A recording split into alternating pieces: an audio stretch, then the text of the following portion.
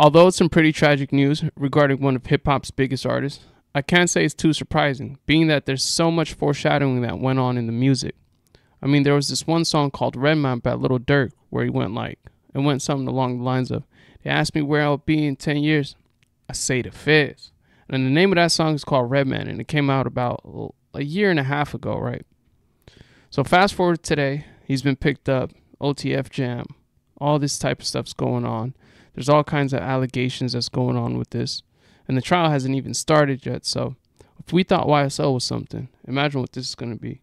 Anyways, Podfather, podcasting legend, Joe Budden, spoke on this Lil Durk situation, so let's see what he had to say.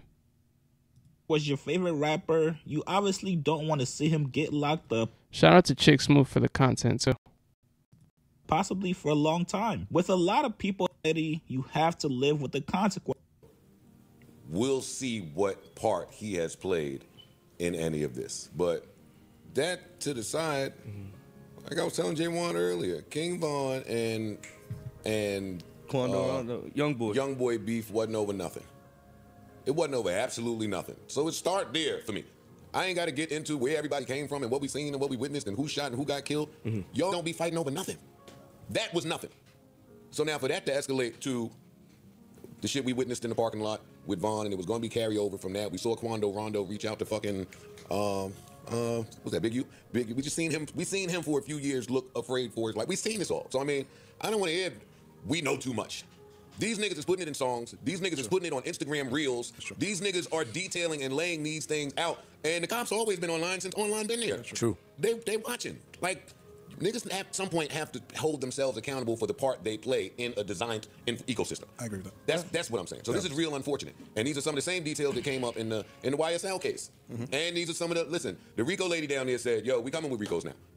Like, if that didn't send a memo to people, hey, we are aggressively targeting y'all entertainers and rappers that are blurring the lines with your companies and your street ties. I'm on the other edges. Have at it. And I'm mad I even got to come in here and talk about some of this shit. But the only reason I'm on the other edge of this is because we seen, like, from the older artists, right? And we seen and experienced, oh, they not like that, they're not like that. You feel me? We always hear this, that artist not like that, they not on that. Now you see in a generation where artists are actually doing the things they saying, and it's like, now you have the older artists saying, oh, them niggas are stupid, but... If somebody got to say, yo, don't rent a car in your name and give it to somebody to kill somebody, we pass mentorship. That's true. Not just that. We pass mentorship. Man. One. And two, you talking about it's hard to respect niggas when you got more money and more motion. We've had this talk up here before too. What they're doing in the streets today is going off how many bodies you got. So now you asking, listen to what you're asking for old OGs to do. You're asking for us to go and insert ourselves in the fray of niggas with 5, 7, 10, 15, 20 bodies. Yes. Who is volunteering to do that? At 18. At 19 Who is volunteering to do that? Not I. Each other senseless killing. I'm with you on that as well. You I'm ain't with even you. killing a nigga in your backyard. You hopping a plane. No, but bigger than You that. boarding a plane to go and shoot in broad daylight by the mall in LA. By the mall. I'm with you. Stop, yo. At some point, adults got to start sounding like adults. I don't want to hear this Teen Summit shit y'all talking about. The same thing when them niggas got the busing right by the Renaissance Hotel in LA, broad daylight. Broad daylight. My same point about Casanat in Union Square on a Friday, on a much different note, exists here.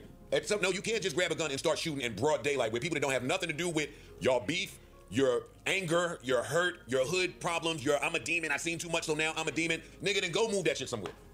I agree with that. And if you're going to do that, this going to even sound Niggas worse. been doing that since the beginning of time. And that's the point. In they hoods and they jungles, niggas is doing nothing about nothing. I'm just tired of seeing young, black, successful people get the opportunity and lose it. Like that. Like that. Because of where we came from and the things we've endured and experienced. At some point, somebody has to break the cycle. Now, I do agree with Joe. Lil Durk. Man, you and me both, chicks. But yeah, they obviously said a lot. But I definitely agree with what J1's sentiment about the younger generation looking at the older generation like, man, they just rapping, they ain't really living that lifestyle. To whereas fast forward today, modern day, the young niggas or the YNs as they call it, they're actually living that they're actually living it. Whereas back in the day, they was using rap as like, you know, they're selling their homie's situation. Their homie have went through it, and they're just the storyteller, and they're just, you know what I mean, creating the soundtrack for the lifestyle of the community. But nowadays, these young niggas are actually doing it, and they're actually telling you about their life. They're telling you about what they did, not what their homies did, or, you know what I mean? And a lot of these times, you know, we live in 2024 now, so cameras are everywhere. So back in the day, they might have been living like that, but there's not fucking a plethora, tons of cameras everywhere, you know? It's damn near CCTV. Like, we damn near London, pretty much, with these Ring cameras on every block. So, yeah, I get Jay Wan's point, but with Joe Budden, too, saying, like, yeah, Durk got to hold some accountability, too. Now, it hurts on the hearts of all the Muslims when you see somebody championing the deen and having the deen on in front of everything right now. You know, it's beautiful to have such a dangerous block embracing Islam, and you know that's a big part due to Lil Durk. So at the height of all of this, for him to be dealing with that is but it's not like okay, he's gonna pick up Islam, so we're not gonna investigate these crimes, you know what I mean? So it's just a tough situation overall. But let me know what you guys think in the comment section. If you're still here, check out one of these 3 videos on the screen. Leave a like and a comment. You feel me? It helps. It does. Nigga.